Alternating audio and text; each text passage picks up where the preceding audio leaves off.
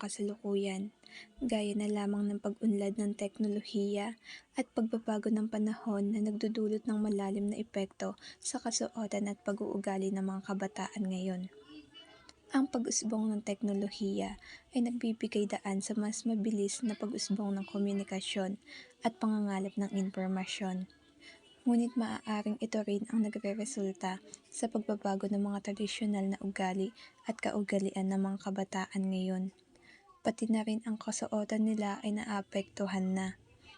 Marami ng kabataan ngayon na maiksi na lamang ang kasuotan nila. Kaya tara, alamin natin anong say ng lola at lolo mo. Kamusta po kayo? Okay lang. Ano pong pangalan niyo? Ko, Marita de la Cruz. Pero Marin, nanay Marin.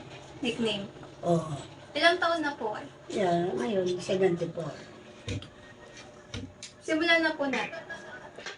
May napansin po ba kayong pagbabago ngayong kasalukuyan? No, siyempre, marami. Tulad po ng ano?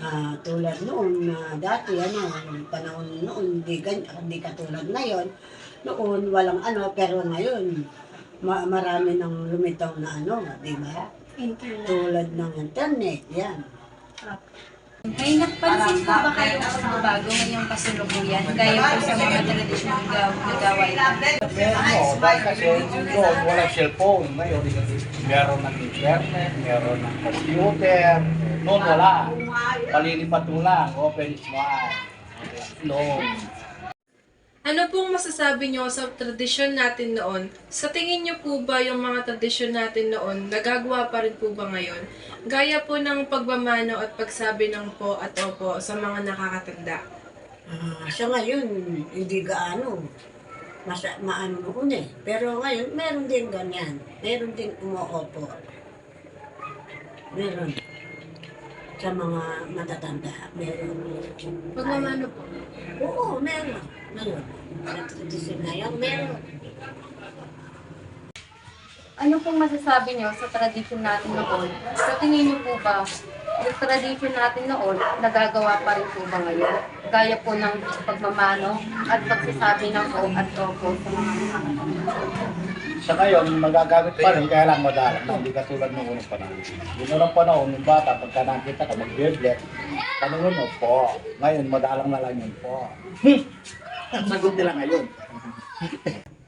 Ano po ang mga popular o uso na kasuotan na dating isinusuot po ninyo o ng mga nakakatanda dito sa Pilipinas noon? Noon, yung suot, yung palda, talagang ng palda, mahaba yung niya, suot. Di tulad ngayon, may street. Diba? Napakaiksi ang palda suot. Nakasuot na lang.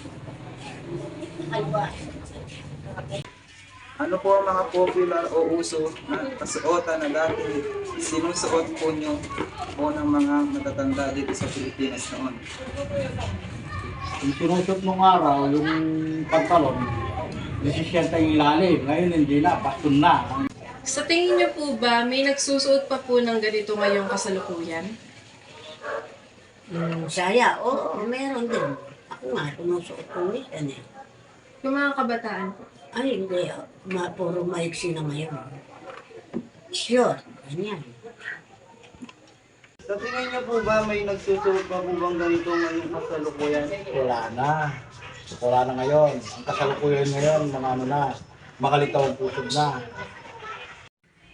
Paano niyo po ipinapakita ang pagpapalaga sa tradisyonal na gawain at kasuotan noong unang panahon? Noong unang panahon, ang mga babae, mahaba mga suot ngayon, ang mga kabataan ngayon, may sina. Litaw pa ang pusod. Ano pong masasabi niyo sa mga kabataan ngayon o sa mga kasuotan po nila? Kakaiba. Noon, mahaba yung palda, yung short. Pero ngayon, umiksi, kumulang ng tela. Ano pong masasabi niyo sa mga kabataan ngayon o sa mga kasuotan po nila? Ang kabataan ngayon, pagka nag-shoot sila, may chin, tapos pilit na binababa, yun lang masasabi ko, hinihila nila. Nag-shoot sila may chin, tapos hilahin nila.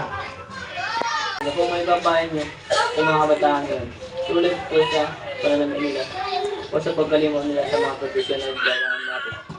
Dapat yung mga kabataan yun, paalala natin ang nakaraan. Parang yung mga magulang, at yung mga magulang, paalala namin sa kanila, yung tradisyon ng mga nakaraan. Yun ang hindi dapat kalimutan ng ibang mga. Ano pong maipapayo nyo sa mga kabataan ngayon? Tulad po sa pananamit nila o sa pagkalimot nila ng mga tradisyon na gawain natin? Ba, siyempre, kailangan na kausapin mo sila. Huwag mo sabihin mo na, hindi maganda yan. Kailangan yung tamang suot lang. Huwag mo masyadong paiksihan. Diba? Kaya, yun. Kailangan maging maganda sa tingin ng mga tao yung suot na yun.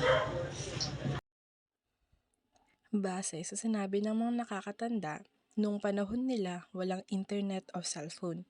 Masaya na sila sa pagpapalipad lang ng mga sulat sa kanilang mga mahal sa buhay.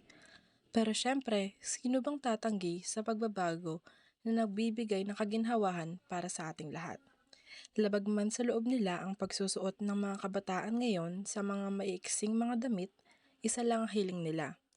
Ang bigyan sana ng mga kabataan ang kanilang sarili ng isang respeto.